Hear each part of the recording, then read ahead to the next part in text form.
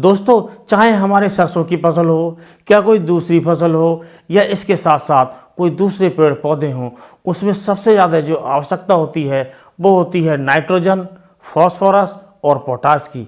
इसके बिना हमारे पेड़ पौधे, हमारी फसलें जिंदा नहीं रह सकती और हमारी फसलों का पूरा विकास नहीं हो सकता।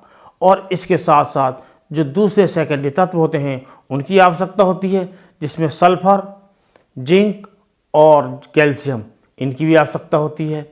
लेकिन यदि पैदावार का बात देखी जाए, यदि हम पैदावार पर ध्यान दें, तो इसमें सबसे ज़्यादा जो आवश्यकता होती है वो आती है सल्फर की। क्योंकि दोस्तों, ये जो सरसों की फसल है ये तेल वाली फसल है और इस फसल में सल्फर की ज़्यादा आवश्यकता होती है। यदि हम सल्फर का प्रयोग ना करें तो हमारी पैदावार आधी भी रह सकती है, और सल्फर का हम सही से इस्तेमाल करें तो हमारे सरसों की पैदावार दोगुनी भी हो सकती है। और दोस्तों, आपसे अनुरोध करेंगे, यदि आप चैनल पर नए हैं तो चैनल को सब्सक्राइब कर लें, बेल आइकन के ऑल पर सेलेक्ट कर लें। क्योंकि दोस्तों, जब आप सब्सक्राइब कर लेते हैं तो इसमें आपका ही फ़ायदा है, क्योंकि आपको पढ़ने वाले जो वीडियो हैं चैनल पर समय से मिलते रहेंगे।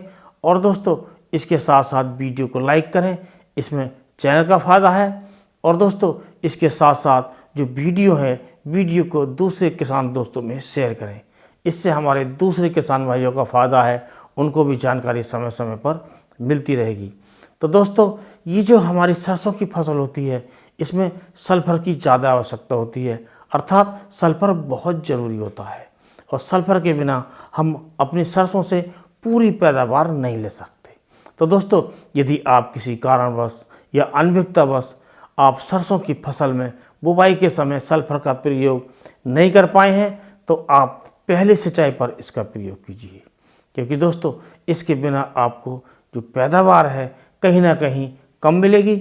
और दोस्तों, इसमें जो सबसे बढ़िया जो सल्फर रहेगा वो रहेगा 80% जो WDG के रूप में आता है, या 90% आता है WG के रूप में, उसका आप प्रयोग करें। इन सल्फर की जो क्वालिटी होती है वो ऐसी होती है कि ये जल्दी काम करते हैं।